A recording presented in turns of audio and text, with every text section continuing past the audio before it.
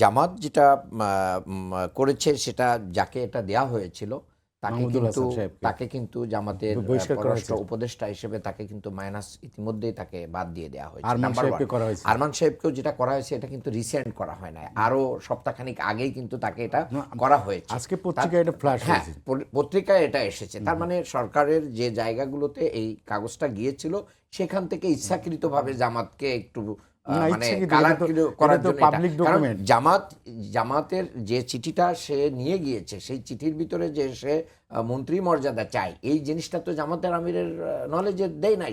সে তার এই প্রতারণার জন্যই তো জামাত তাকে প্রতারকদের নিয়ে চলছে।